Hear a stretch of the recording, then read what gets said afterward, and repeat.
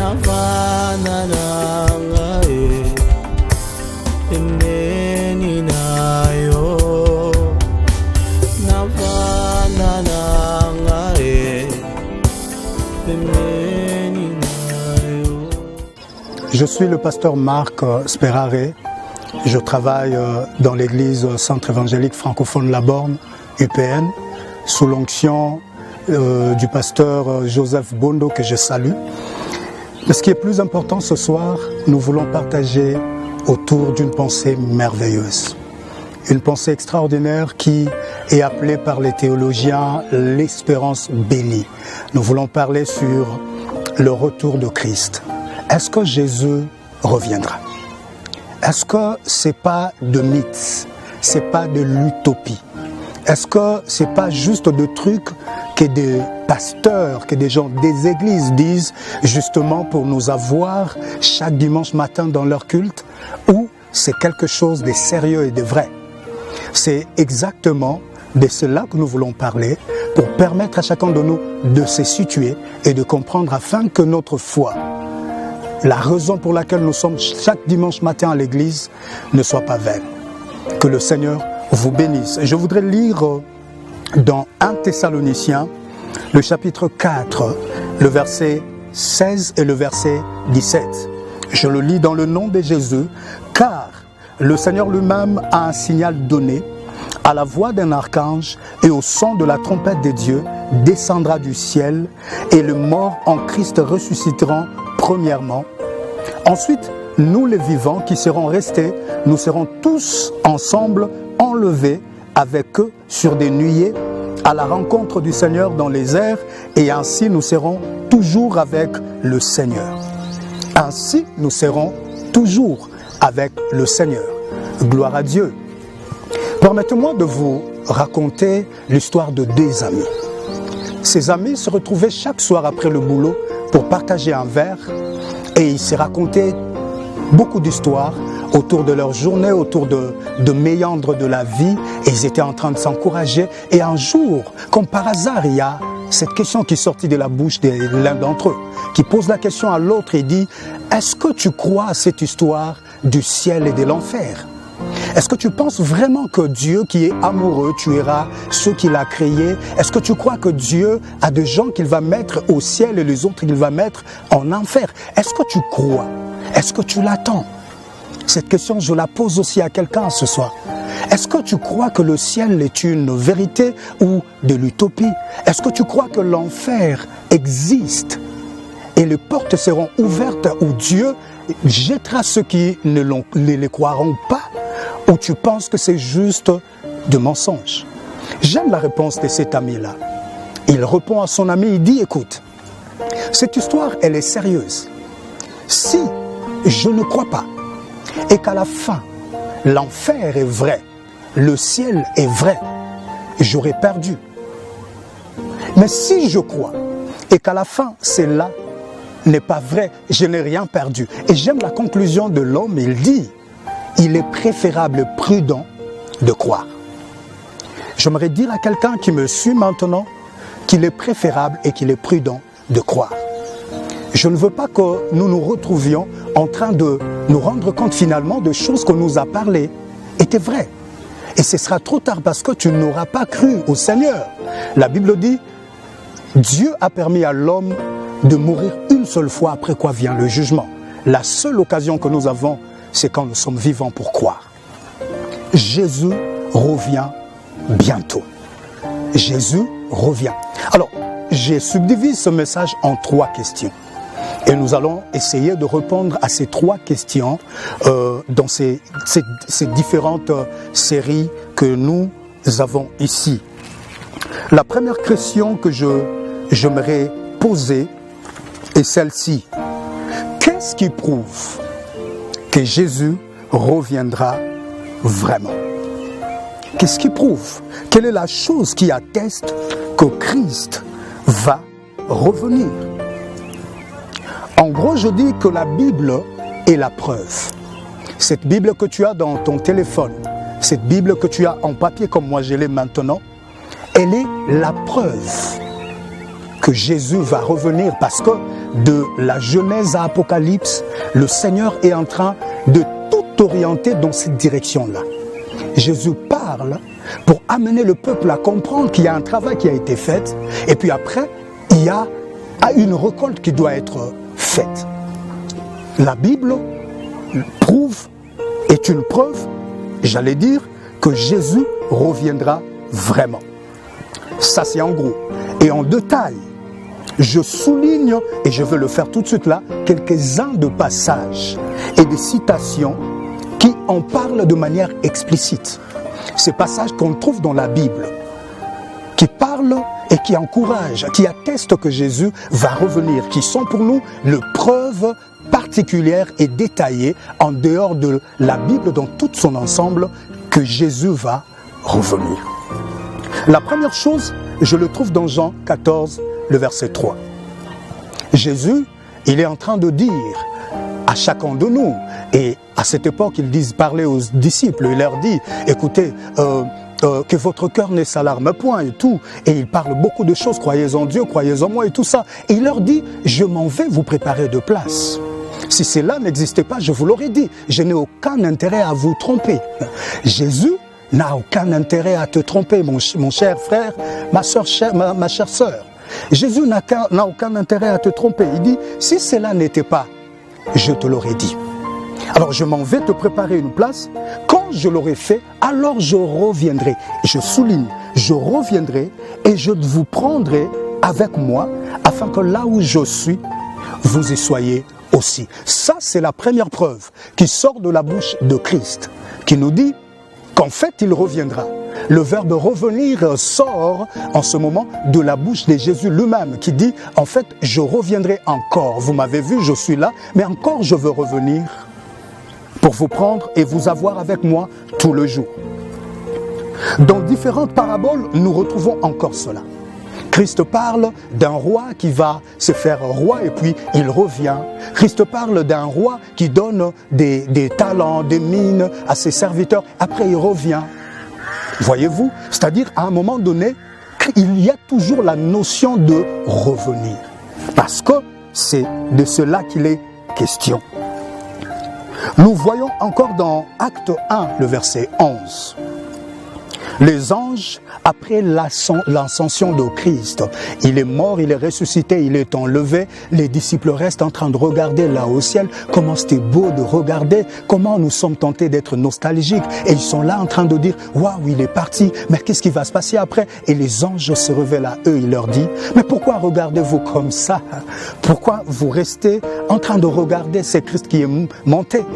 Écoutez ce que les anges disent, c'est Jésus que vous voyez monter, reviendra de la même façon que vous l'aviez vu monter au ciel.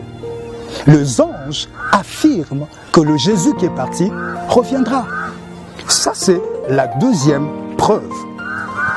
Et sans compter les différentes affirmations que nous trouvons dans les épîtres des disciples bien-aimés de Christ qui ont été là, qui ont écrit, nous trouvons différentes affirmations sur ces retours de Jésus. J'aimerais appuyer cette vérité que je trouve excellente. Bien-aimé, la Bible, cette Bible que tu as en main, cette Bible que tu as dans ta maison, dans ta chambre, reste la source fiable. La parole de Dieu reste cette source extraordinaire qui doit maintenir la flamme de l'attente dans nos cœurs allumée, qui nous prouve en fait le retour de Christ n'est pas de l'aventure, n'est pas du théâtre, n'est pas des mises en scène, c'est du vrai, c'est de la vie. Après un moment donné, Christ va revenir pour demander des comptes. Christ va revenir pour regarder chacun de nous comment il s'est conduit pendant qu'il avait l'occasion de croire. Ne jouons pas avec notre âme. Ne regardons pas comme de l'information qui relève d'un journal quelconque toutes ces choses qu'il y a dans la Bible. Parce que ces choses sont vraies. Cela est une source excellente que Dieu a mis à notre disposition. Souvenez-vous de Psaume 23. La Bible dit, il nous conduit dans les eaux paisibles. Le Seigneur te conduit dans les eaux paisibles. L'eau, vous le savez, est l'image de la parole de Dieu. La Bible reste la source où nous allons boire, la source où nous allons nous abreuver. Il nous conduit. Et dans Psaume 119, le verset 5, je chéris ce passage, la Bible dit que la parole est une lampe, que la parole est une lumière. La parole de Dieu est une lampe, pourquoi? Parce qu'elle vient nous éclairer.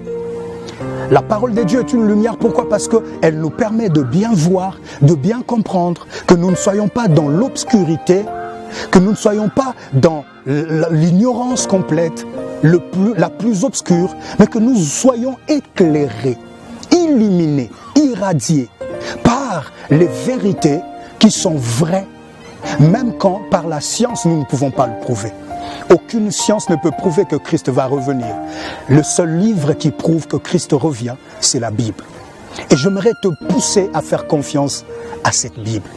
J'aimerais te pousser à développer cette communion avec cette parole qui peut changer ta vie, qui peut transformer tout ton être et qui peut maintenir, comme j'étais en train de le dire tantôt, allumer la flamme de l'attente, la flamme de la soif de ce Christ qui revient.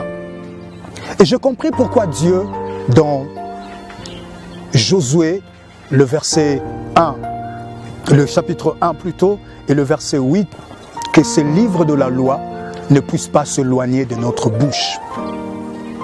Que ces livres de la loi soient proches de nous. Que la communion avec ces livres soit établie entre toi et le livre de la loi. Il faut que cette relation soit clairement établie. Et dans le contexte actuel, la loi est symbolisée par la Bible, la loi de Dieu, la parole de Dieu. Que cette Bible ne s'éloigne pas de toi.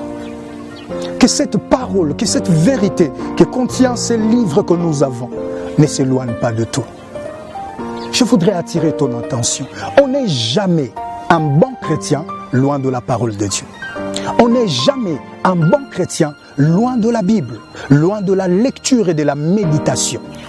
J'aime quelqu'un qui était en train de dire, il définissait la méditation comme s'inquiéter sur la parole de Dieu. Quelqu'un qui médite la parole, c'est quelqu'un qui s'inquiète sur la parole. Il reste en train de poser la question qu'il a vue qu'il a trouvée dans la parole tout le reste de la journée, en train de dire « Ah, j'avais vu ça, ah, j'avais lu ça, mais comment je fais? Mais comment je dois faire? Comment je dois fonctionner? Qu'est-ce qui va arriver ?» Il se pose tant de questions. Il s'inquiète en fait de ce qu'il a lu, comment lui doit s'orienter et se situer.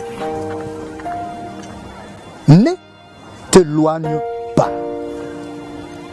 Parce que les informations sur la médecine, tu l'auras dans la faculté de médecine. Les informations sur le droit, tu l'auras dans des livres de droit. Les informations sur le marketing, tu l'auras dans des livres de marketing. Je peux t'assurer, avec beaucoup d'amour, les informations sur la foi, tu le trouves dans la parole de Dieu. Les informations sur le retour de Christ, ce mystère qu'aucune science, qu'aucune philosophie ne peut prouver, attester, tu le trouves dans la parole de Dieu. Parce que la Bible est plus qu'une science, la Bible est une vie. La Bible est une réalité extraordinaire qui bouleverse les hommes et qui change de vie. Et j'aimerais t'inviter à faire de cette Bible le carburant de ta vie. Le carburant qui maintient la flamme de l'attente. Et pour finir, la preuve que Christ revient, c'est d'abord la Bible de Genèse à Apocalypse. Et puis le passage que nous avions lu, Christ revient vraiment. Que Dieu vous bénisse. Restez en paix dans le nom de Jésus-Christ. J'aimerais encourager quelqu'un. J'ai envie de faire cet appel maintenant. Tu es en train de nous suivre. Tu es en train de regarder cette vidéo. J'aimerais te poser la question de savoir, crois-tu que le retour de Christ, c'est une aventure? Crois-tu que c'est n'importe quoi? Ce soir, j'aimerais te donner l'occasion de comprendre que ce n'est pas n'importe quoi. J'aimerais te donner l'occasion de te placer en orbite. J'aimerais justement que tu te dises, et si c'est vrai, et que moi je refuse de croire, et qu'après la mort je me rendrai compte que finalement c'était vrai, et qu'après la mort je n'aurai plus la possibilité de croire en Jésus, qu'est-ce qui va se passer? Non, mais ta vie sera perdue. Souvenez-vous du pauvre Lazare et de l'homme riche. Après la mort, il était malheureux. Il pouvait dire à Abraham d'envoyer Lazare aller parler à ses frères qui sont restés. Parce qu'en fait, nous connaissons que des choses dont on nous a parlé étaient vraies.